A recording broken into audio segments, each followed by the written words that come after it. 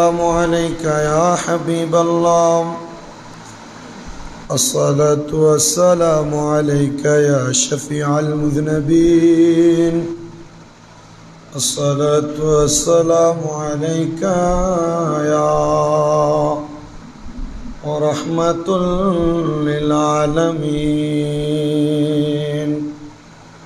الصلاة والسلام عليك يا كل الأنبياء الصلاة والسلام عليكم يا أهل بيت پاک پنجتون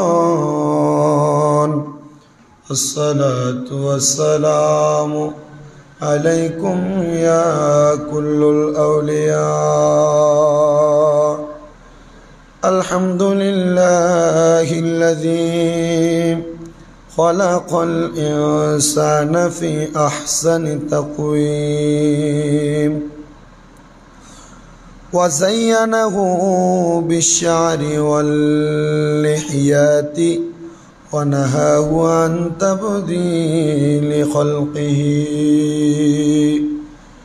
والصلاة الكاملة والسلام الوافر على محمد الذي بين كل شيء ما ينفع وما يضر للناس حتى حكم الشعر واللحيات وعلى آله وأصحابه وأهل بيته وأولياء طريقته وعلماء دين ملة وأهل السنة والجماعة أجمعين أعوذ بالله من الشيطان الرجيم بسم الله الرحمن الرحيم فاقم وجهك للدين حنيفا فطرة الله التي فطر الناس عليها لا تبديل لخلق الله ذلك الدين القيم ولكن أكثر الناس لا يعلمون وقال في شان حبيبه ومحبوبه ومعشوقه مخبرا وآمرا إن الله وملائكته يصلون على النبي يا أيها الذين آمنوا صلوا عليه وسلموا تسليما اللهم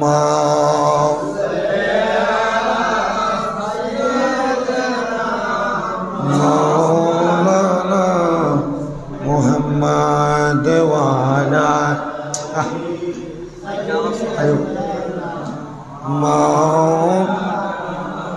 मोहब्बत दुरूद शरीफ पढ़ी अल्लाहुम्मा আমার কানে আওয়াজ লাগে না আল্লাহ আর দুই দিন লাগে দেশে মাওলানা মুহাম্মদ ওয়া আলা সাইয়্যিদিনা যাচিয়া যাচিয়া চলো সবে থাকতে হায়াত জীবনে মরে গেলে থাকবে না কিছু কি যাবে তোর সঙ্গেতে আল্লাহ اللهم صل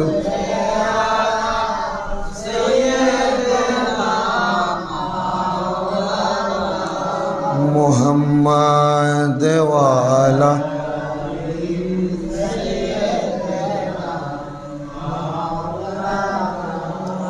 নবীজি আপনার ভালোবাসায় জীবনের গুনাহ ঝরে যায়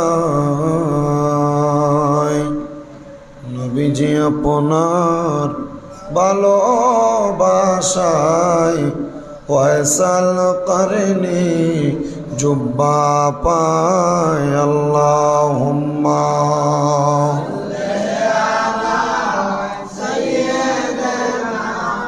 মাওলানা মুহাম্মদ ওয়ালা আলি সাইয়্যিদিনা আমার দেহ মন বলে নবী নবী আমার দেহ মন বলে নবী নবী আমার দুই নয়নে বাসে ছবি আমার দুই নয়নে বাসে ছবি আমার দেহ মন বলে নবী নবী আমার দেহ মন বলে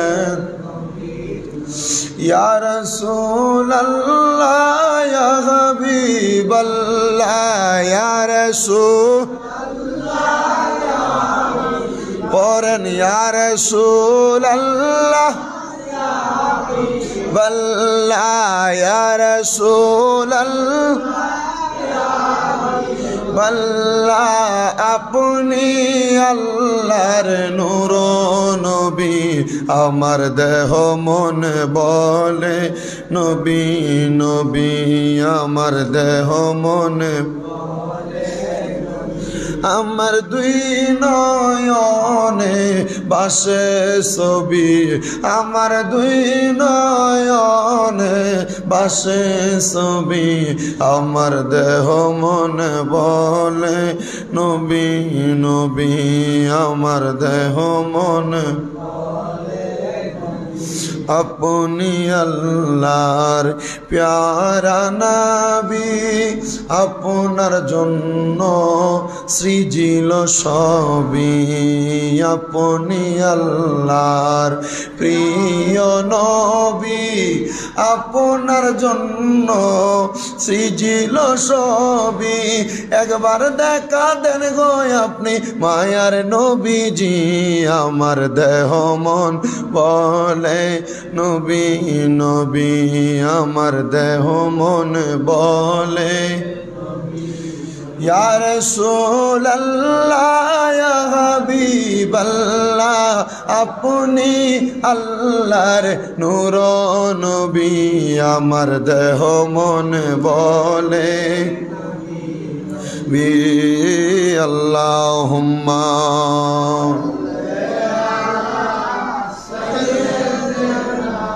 মাওলানা মুহাম্মদ ওয়ালা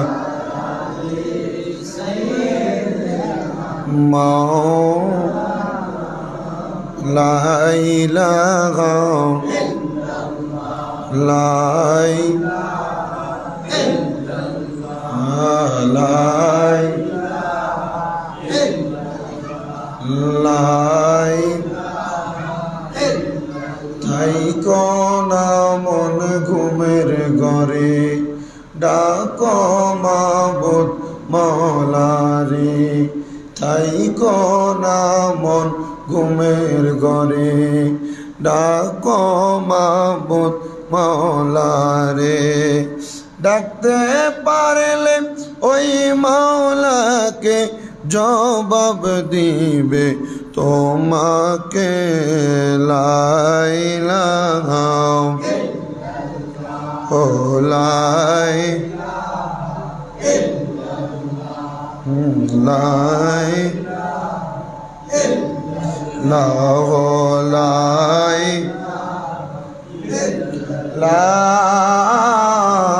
ইলাহা ইল্লাল্লাহু মুহাম্মাদুর রাসূলুল্লাহ সাল্লাল্লাহু আলাইহি ওয়াসাল্লাম। সবাই মোহাব্বতে উচ্চ কণ্ঠে পড়ি আলহামদুলিল্লাহ। মুআজ্জাজ মুকাররামে মুসল্লিনে কেরাম, আজকে পবিত্র জুমার নামাজে আপনারা যারা উপস্থিত হয়েছেন, মহান আল্লাহ জাল্লা শানুহু আমাদেরকে আসার বসার তৌফিক দান করেছেন। সবাই এক বাক্যে জবান খুলে জোরে সোরে পড়ি আলহামদুলিল্লাহ। উপস্থিত হাজিরিন, আজকের জুমার আলোচ্য বিষয়টা অত্যন্ত জরুরি একটা বিষয়। দাড়িতে কালো হেজাব, দাড়িতে রং দেওয়া কতটুক জায়েজ এবং কতটুক না জায়েজ, আল্লাহ রসুল মুহাম্মদ সাল্লাল্লাহু আলাইহি সাল্লাম কোরআন এবং হাদিস যাচাই করে কি বলেছেন, ইনশাআল্লাহ আমরা কোরআন হাদিস থেকে জানার চেষ্টা করব। এক নাম্বার, আল্লাহ রসুল সাল্লাল্লাহু আলাইহি ওয়াসাল্লাম ঘোষণা করে বলছেন, যখন আল্লাহ তাআলা খলাকাল ইনসানা ফি আহসানি তাকওয়িম, মানুষকে উত্তম সুরত দিয়ে সৃষ্টি করেছেন, ওয়াজাইয়ানাহু বিশারি ওয়াল লিহিয়াতি, এ মানুষকে সাজানোর জন্য আল্লাহ তাআলা চুল এবং দাড়ি দিয়েছে। সুবহানাল্লাহ। মানুষকে সাজাইবার লাগে আল্লাহ কি দিছে? চুল আর দাড়ি। অনেক নারীদেরকে আল্লাহ তাআলা সাজানোর জন্য সুন্দর চুল দিছেন, নারীদেরকে সাজানোর জন্য জোর ভুমুরি দিছেন, ভুমুর। নারীদেরকে সাজানোর জন্য শরীরের বিভিন্ন অংশে পশম বাড়িয়ে দিয়েছেন, দিয়েছেন না? রসুল বলছেন, এই যে তোমাদেরকে এগুলা দেওয়া হলো, ও নাহাহু আন তাবদিলা খালকিহি, তোমরা আল্লাহর এই সৃষ্টিটাকে পরিবর্তন করো না। অনেক মহিলারা তাদের এই জোর ভ্রমরি যদি পশম থাকে এগুলাকে টাইনা তুলে ফেলে, ভ্রু প্লাগ যেটাকে বলে, ভ্রু প্লাগ করে ফেলে না, ভ্রু প্লাগ করে তাদের এই জোর ভ্রমরি নষ্ট করে ফেলে। আল্লাহ সৃষ্টি যত সুন্দর ভ্রু দিয়েছেন এ ভ্রুকে নষ্ট করে ফেলে। অনেক পুরুষরা আল্লাহর সৃষ্টির দাড়ি দিছে, এ দাড়ি সাইচা ফেলে, কাইটা ফেলে।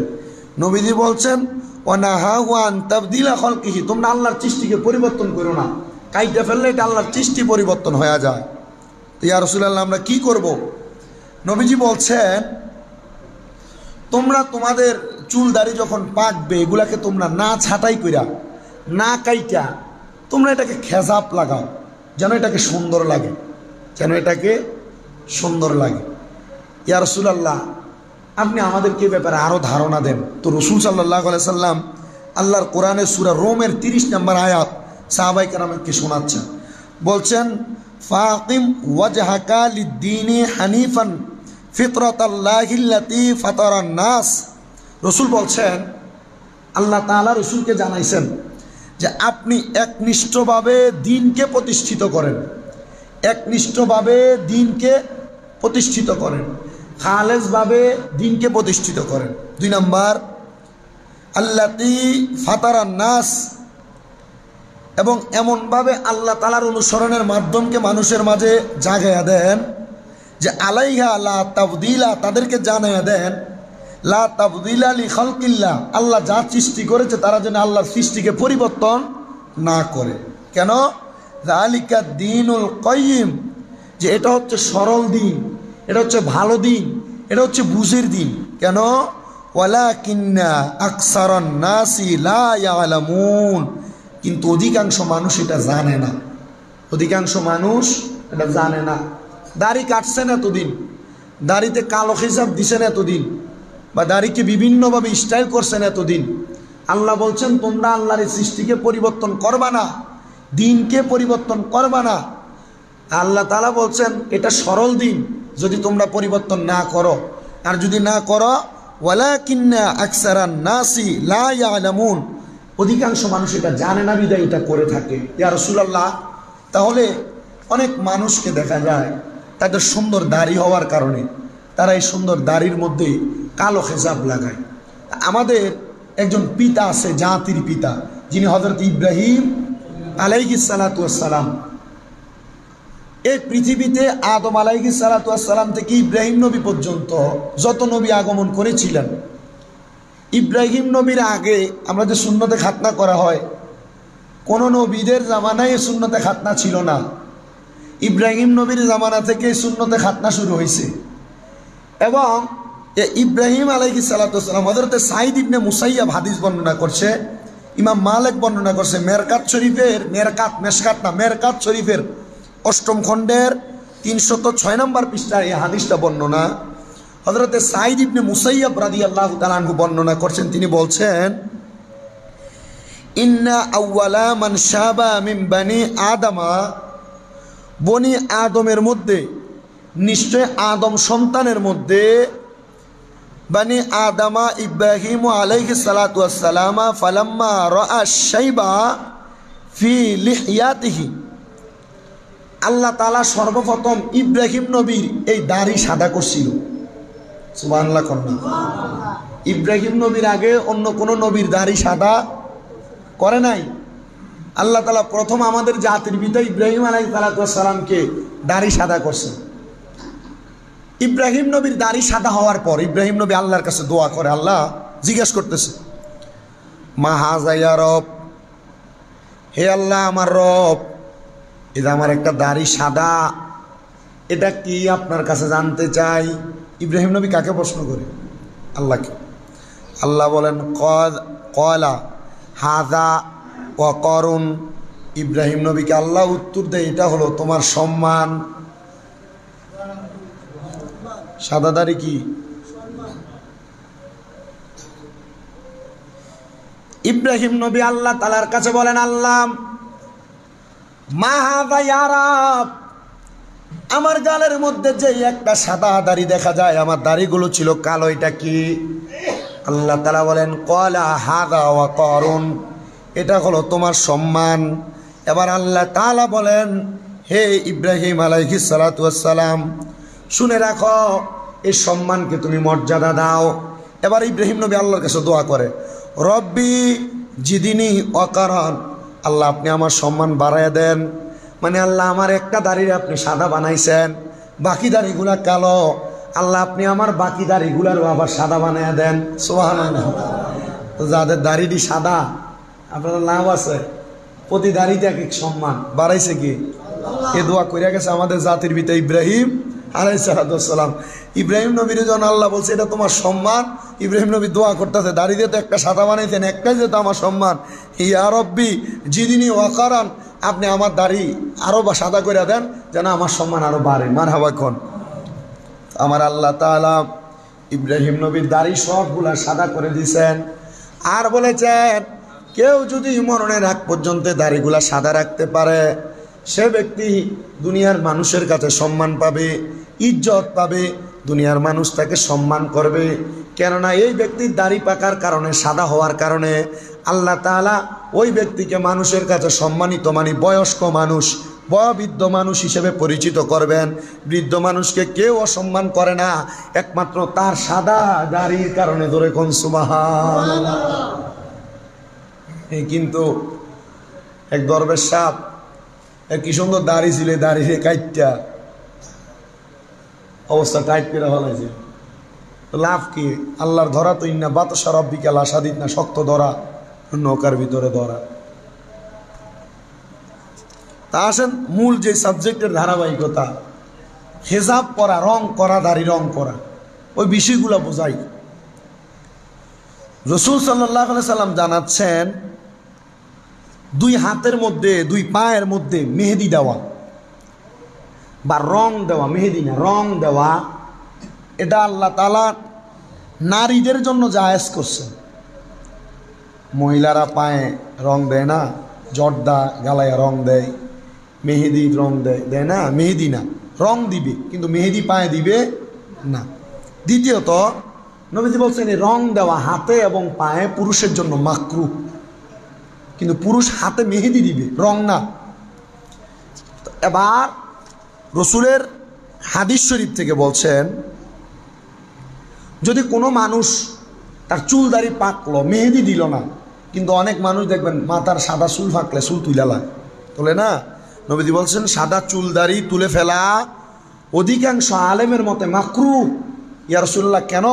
বলে এক একটা সাদা দাড়ি ওই ব্যক্তির জন্য এক একটা নেক কাজ, এবং এক একটা সাদা দাড়ি থাকা তার প্রতিদিন একটা করে গুনাহ মাফ। হযরত আব্দুল্লাহ ইবনে আব্বাস রাদিয়াল্লাহু তাআলা আনহু বলেন, এমন একটি সম্প্রদায় দুনিয়াতে আগমন করবে কিয়ামতের আগে, শেষ জামানায়, যারা কবুতরের বুকের মধ্যে যেমন কালো দাগ থাকে, তারা তাদের দাড়ির মধ্যে এমন কালো খেজাব ব্যবহার করবে। যারা আগে ব্যবহার করছেন বা এখন ব্যবহার করছেন, কালো খেজাব, কালো রং দেয় নিজেকে যুবক প্রমাণ করার জন্য। রাসূল সাল্লাল্লাহু আলাইহি সাল্লাম বলছে যে ওই ব্যক্তিগুলোর অবস্থা হবে লা ইয়ারিহুনা রাইহাতাল জান্নাহ, সে ব্যক্তি জান্নাতের সুঘ্রাণ পাবে না। কেউ যদি কালো খেজাব ব্যবহার করে, কালো দাড়িতে কালো রং ব্যবহার করে, সে জান্নাতের সুঘ্রাণ পাবে না। মনে রাখবেন, রাসূল সাল্লাল্লাহু আলাইহি সাল্লাম পরবর্তী হাদিস বলছেন, হযরতে জাবির ইবনে আব্দুল্লাহ রাদিয়াল্লাহু তাআলা আনহু হাদিস বর্ণনা করে বলছেন, মক্কা যখন বিজয় হইল, মক্কা বিজয় পর হযরত আবু বকর সিদ্দিক রাদিয়াল্লাহু তাআলা আনহুর বাবা আবু কুহাফাকে ডাক দিয়ে আনা হয়েছে। আবু কুহাফাকে ডাক দিয়ে আনার সময়, এ সময় ওনার চুল এবং দাড়িগুলা সাগামা গাছের মতো সাদা হয়েছিল। রাসূল সাল্লাল্লাহু আলাইহি সাল্লাম বলছে, তোমরা ওনার চুলের মধ্যে দাড়ির মধ্যে কোনো কিছু লাগায় পরিবর্তন করে দাও, কিন্তু তোমরা কালো রঙকে বর্জন করো। তার মানে রাসূল চুলের ভিতরে কিছু ব্যবহার করতে বলছেন, কিন্তু কালো রং ব্যবহার করতে না। তার মানে আপনারা যারা লাল যেই মেহেদি ব্যবহার করেন, মেহেদি রং না, মেহেদি ব্যবহার করছেন, এটা জায়েজ। এটা কি জায়েজ? তবে বাজারের অনেক মেহেদি বিক্রি হয়, যে মেহেদির ভিতরে বিভিন্ন কেমিক্যাল ব্যবহার করার কারণে, এই দাড়ি চুলে দেওয়ার কারণে দাড়ি অজু করার সময় আর ভিজে না, দাড়ির গোড়ালি অজুর সময় ভিজে না। এগুলো থেকে বিরত থাকবেন। যেগুলো ব্যবহার করলে আপনার চুল দাড়ি বুঝবেন যে হ্যাঁ এটা ব্যবহার করলে আমার চুল দাড়িতে পানি যাবে, তাইলে আপনি ব্যবহার করেন। নবী বলছে, আবু বকর রাদিয়াল্লাহু তাআলা আনহুর বাবাকে ডাকা হইল মক্কা বিজয়ের পর। ওনার চুল দাড়িগুলো একবারে সাগামা গাছের মতো সাদা। তখন ওনার বাবাকে সামনে এনে রাসূল বলছে, ওনার দাড়িতে তোমরা চুলের মধ্যে কিছু লাগায় নিয়ে আসো, তবে কালো রং তোমরা ব্যবহার করবে না। রাসূল সাল্লাল্লাহু আলাইহি সাল্লামের পরবর্তী হাদিসে এই ব্যাপারে নবীজি বলছেন, নিশ্চয় ইহুদি এবং নাসারারা তাদের চুল দাড়িতে রং দেয় না, তোমরা তার বিপরীত করো। বিপরীত কি? তোমরা তার বিপরীত তোমাদের চুল দাড়ির মধ্যে তোমরা মেহেদি ব্যবহার করো। মারহাবা পড়েন, তাহলে তোমাদের সুঠামতা প্রচার পাবে, তোমাদের সুঠামতা দেখা যাবে, তোমাদেরকে অনেক সুন্দর দেখা যাবে। মারহাবা কন। পরবর্তীতে যারা সব দাড়ি চুল পাইকা গেছে, তারা সাদা রাখেন, এটা সুন্দর, কিন্তু এই দুই একটা সাদা দুই একটা কালো তারা মেহেদি ব্যবহার করবেন, এটা আরো সুন্দর দেখা যাবে। তো রাসূল সাল্লাল্লাহু আলাইহি ওয়াসাল্লামের পরবর্তী হাদিস নবীজি বলছেন, যেই ব্যক্তি কালো খেজাব লাগায়, কিয়ামতের দিন তার চেহারা কালা হয়ে উঠবে। কালা খেজাব, কালা রং যারা করে দাড়িতে, কিয়ামতের দিন তার চেহারা কিভাবে উঠবে? কালা হয়ে উঠবে। তো কিয়ামতের ময়দান তো এমনি অন্ধকার থাকবে, আপনার চেহারা যদি কালো হয়ে যায়, তাহলে আপনি কিয়ামতের ময়দানে আপনাকে খুঁজেও পাওয়া যাবে না। নবীজির পরবর্তী হাদিস নবী বলছেন, হযরতে আবু দারদা রাদিয়াল্লাহু তাআলা আনহু হাদিস বর্ণনা করে বলছেন, সর্বপ্রথম যেই ব্যক্তি কালো খেজাব লাগায়, মানে পৃথিবীতে প্রথম দাড়ির মধ্যে যে কালো খেজাব লাগাইছিল হয়েছে ফেরাউন। কে? ফেরাউন। যখন অনেক বয়স্ক বুড়া বুড়া লাগে, ফেরাউন খোদা দাবি করার পর, তখন ফেরাউনের চুল দাড়িগুলা কিছু কিছু অংশ পাইকে গেছে। তখন এই ফেরাউন কি করছে? তার চুলের ভিতরে কালা খেজাব লাগাইছে, কালো রং লাগাইছে। এই জন্য আল্লাহ তাআলা ফেরাউনা লানাহুল্লাহ, আল্লাহ ফেরাউনরে লানত দিছে, ধ্বংস করে দিছে। এবার নবী সাল্লাল্লাহু আলাইহি সাল্লাম বলছেন, একদিন আমি নবীজি মদিনা শরীফের বাহিরে দাঁড়ানো, মদিনা শরীফের সামনে দিয়ে একটা রাস্তা আছে, যে রাস্তাটা উহুদ পাহাড় হইয়া ডাইরেক্ট মক্কার দিকে গেছে। উহুদ পাহাড় হইয়া মক্কা মানে মদিনা শরীফের আল ফাহাদ গেট থেকে একবারে পাশে বুখারী মসজিদের লগে দিয়ে রাস্তাটা একবারে মক্কা পর্যন্ত গেছে রাস্তা। নবী বলেন আমি এই রাস্তায় দাঁড়ানো, আমি দেখলাম একজন পুরুষ তার দাড়ির মধ্যে মেহেদি লাগে আমার সামনে দিয়ে যাইতেছেন। আমি নবী এটা দেখা আমি নবী একটা মন্তব্য করলাম। নবী কি বললেন? নবী কয় মা হাদা আহসান, খুব সুন্দর। মারহাবা কোন নবী দাড়িতে মেহেদি লাগানো দেখে কি বলছে? আহসানু হাদা, এটা খুব সুন্দর। নবীজি বলছেন এরপর আমি দেখলাম এক ব্যক্তি আমার সামনে দিয়ে যাইতেছে, তার দাড়ি এবং চুলে মেহেদিও লাগানো, খেজাবও লাগানো। মেহেদি আর খেজাব কি? ওই যে বাজারে বিক্রি করা যে জিনিস, এটাতে কোনো কেমিক্যাল মিক্স হয় না, এটা অনেক সুন্দর। মেহেদি ব্যবহার করলে চুলের কালার কিন্তু একরকম হয়, আর যেটা বাজারের মেহেদি এটা ব্যবহার করলে আরেক রকম হয়। নবীজি বলছেন আমি দেখলাম কাতাম ব্যবহার করা। কাতাম কি? আরব একটা ফল পাওয়া যাইতো, যেই ফলের রসটা চাইপা এটার রসটা নিয়ে দাড়িতে ব্যবহার করতেন তারা। তো নবীজি বললেন আমি দেখলাম এরপর আরেকজন লোক মেহেদি এবং কাতাম মিশ্রিত খেজাব লাগে আমার সামনে দিয়ে যাইতেছে। আমি নবী এইটারে দেখা মন্তব্য করলাম হাদা আহসানু মিন হাদা কুল্লিহি। যখন দেখলাম সে মেহেদি এবং খেজাব লাগিয়ে যাইতেছে, আমি কইলাম আগেরটা কি সুন্দর, এটা তার চাইতে আরো বেশি সুন্দর। নবীজি বলছেন দ্বিতীয়ত আমি দেখলাম আরেক ব্যক্তি আমার সামনে দিয়া হলুদ রঙের খেজাব লাগিয়ে গেছে। কি রঙের? হলুদ রঙের খেজাব আমি চিনি না, আমি শুধু এই লালটা আপনারা যেটা ব্যবহার করেন এটা হলুদ রঙের খেজাব। রসুল এটা কোন হলুদের কথা বলছেন? এটা হয়তোবা মাকরাম নামক একটা ফল আছে, ওই ফলের রসের কথা বলছেন। ফলের রস লাগাইছিল, এটা হলুদ হয়েছিল। নবীজি বলেন আমি দেখলাম আমার সামনে দিয়ে যাচ্ছে, যাওয়ার কারণে আমি এইটা দেখে আমি মন্তব্য করলাম হাদা আহসানু মান হাদা কুল্লিহি। আগের দুইটা কি সুন্দর, এই হলুদ রঙের খেজাব লাগাই না আরো বেশি সুন্দর লাগে। মারহাবা কর না কেন? নবীজি বলছে বেশি সুন্দর লাগে, তবে কালা রঙের না। নবীজির পরবর্তী হাদিস, নবীজি বলছেন ইন্না আহসানা মান গুইরা বিহি হাদা শাইবুল হিন্নাউ ওয়াল কাতাম, যে দুনিয়ার মানুষ নিশ্চয় বার্ধক্য পরিবর্তনের জন্য সবচেয়ে উত্তম রং হলো মেহেদি। আপনার বয়স্ক লাগে, আপনার স্ত্রী আপনাকে এখন আর আগের যৌবনকাল থাকতে যেমন পছন্দ করত, একটু বুড়া হওয়ার কারণে আপনার দিকে এখন আর সেই মায়ার নজরে তাকায় না। নবীজি বলছে এই বার্ধক্যজনিততা দূর করার জন্য যদি তুমি তোমাকে তোমার স্ত্রীর কাছে সুন্দরভাবে প্রদর্শন করাইতে চাও, তাহলে তুমি তোমার দাড়ির মধ্যে আর চুলের মধ্যে মেহেদি ব্যবহার করো। নবীজি কেন বলে? এটা সৌন্দর্য তোমাকে যুবক থাকতে যা দেখাইছে আরো মায়াবীভাবে তোমার স্ত্রীর কাছে তোমাকে উপস্থাপন করবে। রাসূল সাল্লাল্লাহু আলাইহি ওয়াসাল্লাম পরবর্তী হাদিস বলছেন, নবীজি বলছেন এ দুনিয়ার মানুষ তোমরা শোনো, নিশ্চয় তোমরা যা দিয়ে বার্ধক্যের শুভ্রতাকে পরিবর্তন করো এর মধ্যে মেহেদি হলো উত্তম। তোমরা মেহেদি ব্যবহার করো তোমাদের দাড়ি চুল যদি সাদা হয়ে যায়, তবে সাবধান তোমরা কালো খেজাব ব্যবহার করো না। মানে আমার আজকের আলোচনার মূল বিষয় কি?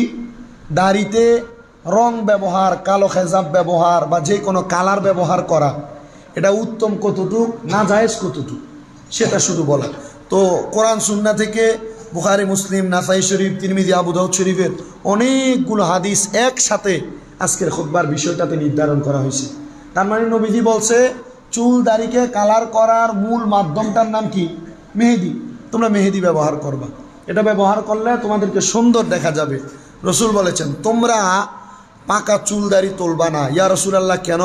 নবী বলছেন লা তানতিফু শাইবা মা মিন মুসলিমিন ইয়াশিবু শাইবাতা, কেননা কোনো মুসলমান ইসলামের মধ্য থেকে চুল পাকাইলে তার জন্য এটা পরকালে উজ্জ্বল নূর হয়ে উঠবে। তোমরা তোমাদের দাড়ি সাদা হইলে, চুল সাদা হইলে তোমরা এগুলো তুলবা না। যদি তুমি এই চুল দাড়ি সাদা নিয়ে ইন্তেকাল করো, তাহলে কিয়ামতের ময়দানে এই চুল দাড়িগুলা নূরের মতো ঝলঝল করবে। আর অন্য নবীর উম্মতেরা জিজ্ঞাসা করবে এরা কারা? বলবে এরা আখিরি নবীর উম্মত, যারা চুল দাড়িকে সাদা রাইখা দুনিয়া থেকে কবরে আসছে, এজন্য তাদের চুল দাড়িতে আল্লাহ তাআলা নূর চমকায় দিছে। সাদা রাখলেও লাভ, আবার আপনি এটাকে মেহেদি ব্যবহার করলেও লাভ। নবীজি বলছেন দ্বিতীয় আরেকটা হাদিস, রাসূল সাল্লাল্লাহু আলাইহি ওয়াসাল্লাম বলছেন পরবর্তী হাদিস দেখেন, ইল্লা কাতাবাল্লাহু লাহু বিহা হাসানাতাও ওয়া হাত্তা আনহু বিহা খতিয়া। যে শোনো দুনিয়ার মানুষ, আল্লাহ তার একটা বান্দা যখন তার পাকা চুলগুলা রাখে, তার প্রতিটা পাকা চুলের কারণে তার দৈনিক একটা করে নেক আমল দান করে, এবং প্রতিটা পাকা চুলের কারণে তার দৈনিক একটা করে গুনাহ মাফ করে। এই পৃথিবীতে মানুষের দাড়ি আছে, কিন্তু দাড়ি গনেন আপনি? অনেক দাড়ি, এগুলো গইনা শেষ করা সম্ভব না। আপনি দাড়ি, প্রত্যেকটা সাদা দাড়ির কারণে আল্লাহ তাআলা আপনার একটা গুনাহ মাফ করে, একটা সওয়াব দেয় দৈনিক। তাইলে বোঝা গেল দাড়ি যেটি কাটতে থাকছে ভালাইয়া দেয়, তারা কিন্তু সওয়াব থেকে বঞ্চিত হচ্ছে। নবীজি সাল্লাল্লাহু আলাইহি সাল্লাম বলছে যে শোনো দুনিয়ার মানুষ, এই চুল দাড়িতে যারা খেজাব ব্যবহার করো বা রং ব্যবহার করো, তোমরা মনে রাখবে চুল দাড়ি হলো তোমাদের শরীরের কাভারের মতো। যদি কোনো মানুষ রং ব্যবহার করে চুল দাড়িতে ওযু করে, তাহলে তার ওযু আদায় হবে না। রং আর মেহেদি আলাদা না। রং ব্যবহার করলে দাড়ির উপরে, চুলের উপরে আস্তরণ পড়ে যায়, তখন আপনার দাড়ি এবং এই চুলের মাঝখানে গোড়ালির মধ্যে পানি যায় না। রাসূল সাল্লাল্লাহু আলাইহি ওয়াসাল্লাম বলছে এই জন্য তোমরা এমনভাবে তোমাদের চুল এবং দাড়িতে মেহেদি ব্যবহার করো যেন তোমাদের ওযু করার সময় তোমাদের পশমের গোড়ালির মধ্যে গোসলের সময় পানি পৌঁছায়। ইয়া রাসূলুল্লাহ, কেন? নবীজি সাল্লাল্লাহু আলাইহি সাল্লাম বলছে যদি তোমরা পবিত্রই না হও তাহলে তোমরা ইবাদত করবে কিভাবে? পবিত্র না হইলে ইবাদত করবে কিভাবে? ইয়া রাসূলুল্লাহ, বুঝতে পারলাম। আপনি বলেন আর কি করা লাগবে? নবী বলেন নিশ্চয় প্রত্যেক চুলের গোড়ায় অপবিত্রতা আছে। চুলের গোড়ায়, দাড়ির গোড়ায় কি আছে? অপবিত্রতা আছে, অপবিত্রতা। এজন্য যারা উযু করেন, উযু করে শুধু মুখ ধুইলে হবে না। আপনাদের জন্য মাসালা হলো মুখ ধোয়ার পর ডান হাতে পানি নিয়ে এই পানিটার আঙ্গুল, ভিজা আঙ্গুল দিয়ে আপনি আপনার দাড়িকে খিলাল করবেন। দাড়ি কি করবেন? খিলাল করবেন। কেন? শুধু এমনি উফুদ দিয়ে খালি ডলা দিলে কাম হবে? উফুদ দিয়ে আপনি ডলা দিলে কাম হবে না। এজন্য উযু কইরা পানি হাত রাখে একবার ভিজাইয়া, যারা দাড়ি আছে, চুল আছে বেশি চুল, ওনারা ওনাদের ডান হাত দ্বারা ওনাদের দাড়ির ভিতরে এভাবে ভিজা হাত দ্বারা কি করবে? মাসে করবে, খিলাল করবে। কেন? তোমাদের প্রত্যেক চুলের গোড়ায় অপবিত্রতা আছে, দাড়ির গোড়ায় অপবিত্রতা আছে। গোসলের সময় তোমাদের যাদের চুল বেশি থাকবে, তোমরা ওই চুলের গোড়ালিকে তোমরা তোমাদের আঙ্গুল দ্বারা, নখ দ্বারা মাসে করো, খিলাল করো। কেন? তোমাদের অপবিত্রতা দূর হবে। রাসূল বলছেন দ্বিতীয়বার, তোমরা তোমাদের চামড়াকে পরিচ্ছন্ন করো। মানে চামড়া পরিচ্ছন্ন করতে গেলে চুলের গোড়ালিও পরিষ্কার করতে হবে। এই জন্য রাসূল সাল্লাল্লাহু আলাইহি সাল্লাম আমাদের জন্য তো অনেকগুলো ভালো দিক দিয়েছেন। আল্লাহ তাআলা আমাদেরকে এগুলো মেনে চলার তৌফিক দান করুন। আমিন পড়েন, আরো জোরে পড়েন আমিন। সবাই দুরূদ শরীফ পড়েন। সালাতুনিয়া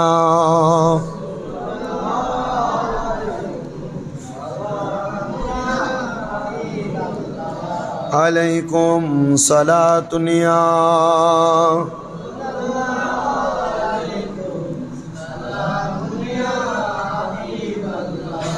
हर के बाशद आमिले सल्लो मुदाम आतोश दो जक्श वल्लद बर्रोय हरम सलातुनिया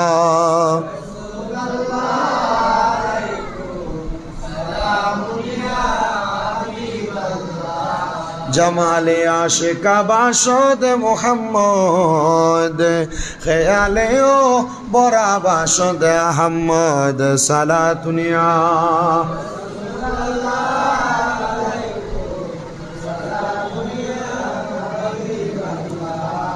तो रसूल सल्लल्लाहु अलैहि वसल्लमेर आरेकटा हादिस शरीफ लक्ष्य करें। नबीजी सल्लल्लाहु अलैहि वसल्लम बोलेन, आमी नबी মক্কা থেকে মদিনাতে হিজরত করে আসার পর আমি দেখলাম আমার আবু বকর সিদ্দিক রাদিয়াল্লাহু তাআলা আনহু খেতাম লাগাইয়া আমি নবীজির সামনে আসতেছে। আমি আবু বকর সিদ্দিক রাদিয়াল্লাহু তাআলা আনহুর দিকে তাকায় তাকায় মুস্কি মুস্কি হাসতেছি। আবু বকর সিদ্দিক রাদিয়াল্লাহু তাআলা আনহু কিন্তু নবীজির শ্বশুর। নবীজির কি? শ্বশুর। রসুল সাল্লাল্লাহু আলাইহি সাল্লাম বলে, মসজিদে নববীতে আমি নবী সাল্লাল্লাহু আলাইহি সাল্লাম আবু বকর সিদ্দিক রাদিয়াল্লাহু তাআলা আনহুর দিকে তাকায় তাকায় মুস্কি মুস্কি হাসি। সিদ্দিক আকবর বলে, ইয়া রাসূলুল্লাহ, ওগো মায়ার নবী রহমাতুল লিল আলামিন নবীজি, আপনি কেন আমি আবু বকরের দিকে তাকায় তাকায় মুস্কি মুস্কি হাসেন? আল্লাহর হাবিব আরো হাসতেছেন। আবু বকর সিদ্দিক বলে, ইয়া রাসূলুল্লাহ, আপনার হাসার কারণটা কি আপনি বলবেন? হযরত আবু বকর সিদ্দিক দেখেন নবীজি আরো বেশি করে মুস্কি মুস্কি হাসতেছেন। নবীজির হাসি দেখা সিদ্দিক আকবর বলেন, আমি আমার হাসি থামায় রাখতে পারলাম না। নবীজির দিকে তাকায় তাকায় আমি আবু বকর সিদ্দিক মুস্কি মুস্কি হাসলাম। তবে বললাম, ইয়া রাসূলুল্লাহ, এই হাসির কারণটা ভালো না খারাপ আপনি একবার বলেন। নবী আরেকবার হাসি দিয়ে বলে, ওমান আহসান হাদা সুরাতি, তোমারে দেখতে বড় সুন্দর লাগে রে আবু বকর। আমি নবী তোমারে দেখা সুন্দর লাগে বিদায় দেখা হাসি। জিয়ের জামাই শ্বশুরে দেখে হাসতেছে, কারণ শ্বশুর এই দাড়ির মধ্যে হিজাব ব্যবহার করছেন, হেজাব ব্যবহার করাতে বেশি সুন্দর লাগতেছে। মারহাবা কোন? আবু বকর সিদ্দিক বলে, ইয়া রাসূলুল্লাহ, দুর্ভাগ্যবান তো তারা যাদের চুল দাড়ি আছে, তারা তাদের দাড়িগুলাকে ছেটে ফেলেছেন। ইয়া রাসূলুল্লাহ, দুর্ভাগ্যবান তো তারা যাদের চুল দাড়ি আছে, তারা দাড়িগুলা ফালায় আপনি নবীর সামনে আসে না। কিন্তু আপনি নবীর সামনে আসলে আপনার নূরানি সুরাতের নূরানি হাসি দেখতে পাইতো। বলেন সুবহানাল্লাহ। হযরত আনাস রাদিয়াল্লাহু তাআলা আনহু আবু বকর সিদ্দিককে প্রশ্ন করে, আপনি যে বলছেন নবীজি নূরানি সুরাতের নূরানি হাসি দেখতো, কারণ কি? বলে, তোমরা দেখো কিনা আমি জানি না, আমি দেখি রসুল সাল্লাল্লাহু আলাইহি ওয়াসাল্লাম যখন মুস্কি হাসে, রসুল সাল্লাল্লাহু আলাইহি ওয়াসাল্লামের দাঁত মুবারকগুলা দেখা যায়, রসুল সাল্লাল্লাহু আলাইহি ওয়াসাল্লামের দাঁত মুবারকগুলা থেকে কেমন জানি নূরের একটা তাজাল্লি দুনিয়াতে বের হয়। আপনি চিন্তা করছেন? তো এমনও তো সাহাবী ছিলেন, একটা দাড়ি মাত্র, একটা, কয়টা? একটা দাড়ি রসুলের সামনে দাঁড়াইছে, রসুল ওই সাহাবীর দিকে তাকিয়ে তাকিয়ে মুস্কি মুস্কি হাসতেছে। ওই সাহাবী রসুলের হাসিটাকে ভালোভাবে গ্রহণ করেন নাই। উনি মনে করছেন তার একটা দাড়ি দেখে রসুল হাসতেছেন। পরের দিন আসাতে রসুল তার দিকে তাকে হাসতেছেন। সেই ব্যক্তি তৃতীয় দিন রসুলের দরবারে আসছেন, কিন্তু রসুলের ওই দিন ওনার মুখ মোবারকটা একবারে কালো হয়ে গেছে। রসুল একটু রাগান্বিত অবস্থায় আছেন। সাহাবী আল্লাহ রসুলকে প্রশ্ন করি, ইয়া রাসূলুল্লাহ, আপনি গতকালকে আমাকে দেখে হাসছেন, পরশুদিনও আপনি আমাকে দেখে হাসছেন, নবীজি আজকে আপনি আমাকে দেখে হাসছেন না, আপনার চেহারা মোবারক কালো দেখা যায়। নবীজি জানতে চায় কেন এমন, আপনি বলেন না। আল্লাহর হাবিব বলে, সাহাবী, তোমার এই গালের মধ্যে জামির মধ্যে একটা দাড়ি ছিল, ওই দাড়িটা কোথায়? ইয়া রাসূলুল্লাহ, আমি দেখছি আপনি 2 দিন আমাকে দেখে দেখে হাসতেছেন। নবীজি, আমি মনে করছি আমার এই একটা দাড়ি দেখা আপনি নবীর কাছে পছন্দ হয় নাই, আপনি এই জন্য হাসছেন। আর রসুল বলছে, আমি দেখছি তোমার এক একটা দাড়িতে 70 জন ফেরেশতা ঝুলতেছে। আর জোরে বলেন না, এক একটা দাড়িতে কয়টা ফেরেশতা? 70 ফেরেশতা হাসতেছে, খেলতেছে, ঝুলতেছে। ছোট ছোট বাচ্চা ফেরেশতারা খেলাধুলা করতেছে। ইয়া রাসূলুল্লাহ, বলে, হ্যাঁ। বলে, ফেরেশতারা তোমার দাড়িতে খেলতেছিল, কিন্তু আজকে তো 70 জন ফেরেশতা তোমার মুখে নাই। মারহাবা বলেন। ওই 70 জন ফেরেশতা তোমার সাথে নাই। তো যারা দাড়ি রাখতেছেন, আপনার এক একটা দাড়ির গোড়ায় কয় ফেরেশতা? কথা কয় না। এক এক দাড়ির গোড়ায় কয় ফেরেশতা? 70 ফেরেশতা। রহমতের ফেরেশতা যার সাথে থাকে, ওই ফেরেশতা কিন্তু ওই ব্যক্তিকে পাহারা দেয়। বিভিন্ন বিপদ আপদ থেকে আপনি বাঁচবেন রহমতের ফেরেশতা থাকার কারণে। যারা দাড়ি নেই মনে কষ্ট নিয়েন না। হয়তো অনেকে, আমি আমার সহপাঠী বলেন, পাশের অনেককে আমি বলছি, দাড়ির আহস না কি লেগা, কাটস কি লেগা? কয় বেটা, বাড়িতে গেলে বউ ওনাফানা করে, বউ গীতা করে, ওনাফানা করে। তো আমার এক ওস্তাদে, উনি একটু রাগান্বিত, জ্বালালি হালতের আর কি, গরম। উনি আমারে কয়, যেই বেরিয়ায় এই দাড়ি রাখার কারণে জামাইয়ের সাথে ওনাফানা করে, ফুটবল খেলার ভিতরে ফিলান্টিক শট মারে না? যদি ওই ব্যক্তি সাচ্চা বাক্কা নবীর আশেক হয়, তাহলে বেরির একটা ফিলান্টিক শট মারবো। বুঝি গেলাম হুজুর কি লেগা? আরে বেটা, মরার পরে এই বেডি রাত্রে মারা গেলে লাশটা পাহারা দেওয়ার লাগে তোমার লগে বইতো না, কিন্তু এই বউরে লইয়া তুমি এই খাটের মধ্যে সারা জীবন তোমার জীবনযাপন করে আসছো, কিন্তু এই বেডি কি করবো? লাশের সাথে আমি থাকতে পারতাম না, আমার ভয় লাগে। কিন্তু মরার পর যখন কবরে দেইবা, কবরে গেলে তোমার সুন্নতি দাড়ি দেখা যখন প্রশ্ন করবো, আমার হাজার রসুল এই ব্যক্তির চিনুনি, নবীজি নিজে তোমার দাড়ি দেখা নবীর সুন্নত দেখে বলবে, এটা আমার উম্মত, আমার কুল মুবারক আসে। তাই এই দাড়িতে কাইটা ফালাইতেছেন, নবী যদি কবরে দেওয়ার পর বলে আপনারা আমি চিনি না, উপায় আছে? তো লাভ কি? আপনি আপনার স্ত্রী আপনারা সুন্দর বলে না, এজন্য দাড়ি কেটে ফেলতেছেন। যদি দাড়ি পাকে আপনি এটাতে মেহেদি ব্যবহার করেন। আল্লাহ তাআলা আমাদেরকে এগুলার উপর আমল করার তৌফিক দিন। এগুলা বলি, মানুষ এগুলার উপর আমল করতে চায় না। এটার মূল কারণ মানুষ ইসলামী শিক্ষায় শিক্ষিত না। আমাদের সমাজে যেভাবে মানুষ চলাফেরা করতেছে, তারা যদি ইসলামী শিক্ষায় শিক্ষিত হয়া যদি কোরআন সুন্নাহর মূল আইনগুলা মাইনা চলতো, তাহলে অবশ্যই মানুষ সমাজের ভিতরে ইসলামের প্রত্যেকটি কাজ পুঙ্খানুপুঙ্খানুভাবে আদায় করত। আল্লাহ আমাদেরকে আদায় করার তৌফিক দিক। তাহলে বউ আগে মানবেন না নবী আগে মানবেন? নবী মানলে দাঁড়িয়ে রাহন লাগবো নি? আল্লাহ রাখার তৌফিক দান করুক। আমিন কোন, জোরে আমিন কোন, আরো জোরে কোন আমিন। আমি দেখছি, আমার চোখে পড়ছে অনেক দাড়ি না রাখুন, এটিতে ফোমশেপ করে এই হনুমান যেমন, এর চেহারাটি কেমন লাগে আমি আমার নিজের চোখের দেখার কি। ওই দেখছেন না এই যে ইস্কনের যে চিন্ময় প্রভু, এর মুখের ভিতরে কিছু নাই, এ কিন্তু একটা সম্প্রদায়ের প্রভু নেতা, কিন্তু দেখেন এই প্রভু মেয়ে লই অপকর্ম করছে, বাংলাদেশের জাতীয় পতাকারে অসম্মান করছে, করার কারণে রাষ্ট্রদ্রোহী মামলায় তারা অ্যারেস্ট করছে। আর তার সংগঠনের উগ্রবাদীরা ওনার ব্যাপারে, মানে এই চিন্ময় কুমার যে প্রভু, তার ব্যাপারে যেই অ্যাডভোকেট দাঁড়াইছিল, এই অ্যাডভোকেটকে তারা কুবাইয়া হত্যা করছে। এরা উগ্র। এদেরকে 10টা দেশের ভিতরে নিষিদ্ধ ঘোষণা করা হয়েছে। কয়টা দেশে? 10টা দেশে। বাংলাদেশ সম্প্রতি সাম্প্রদায়িকতার বাংলাদেশ, এই ইস্কন নামক সংগঠন বাংলাদেশে এখন অসাম্প্রদায়িকতা তৈরি করতেছে। আল্লাহ তাআলা এমন অসাম্প্রদায়িকতা থেকে আমাদেরকে হেফাজত করুন। আপনারা আস্তে আমিন বলছেন, আরো জোরে করেন আমিন। আরো একটা জিনিস শুনবেন, বাংলাদেশের মানুষ কি মারামারি, দ্বন্দ্ব, কাটাকাটি চাইছিল? কথা বলে চাইছিল? বাংলাদেশের মানুষ চাইছে কি? স্বাধীনতা। কি চাইছে? স্বাধীনতা। গতকালকে টুপিওয়ালা, দাড়িওয়ালা, পাগড়িওয়ালা বাংলাদেশের শেরপুর জেলায় মুর্শিদপুর দরবার শরীফে এই দাড়িওয়ালা টুপিওয়ালারা গতকালকে যাইয়া মসজিদে আগুন ধরাই দিছে। এরা ফতুয়া দেয় দরবারের তাবারুক খাওয়া যাবে না, পীর মুর্শিদের দরবারে দেওয়া যাবে না। এই দরবারের মসজিদে আগুন দিয়া, দরবারের রসাইখানায় আগুন দিয়া, দরবারের গরু ছাগল চুরি করে আনছে চোররা। ফেসবুকে দেখবেন আপনার এগুলা। আমাদের কথা হলো এটা কোন স্বাধীনতা? আপনি যে দরবারে, আপনি বুঝেন অনেক দরবারে গান বাজনা, মহিলা যায়, যাতায়াত করে। এই মুর্শিদপুর দরবার এমন দরবার, ওই দরবার একটা মাজারও নাই। ওই দরবারে কি নাই? একটা মাজারও নাই।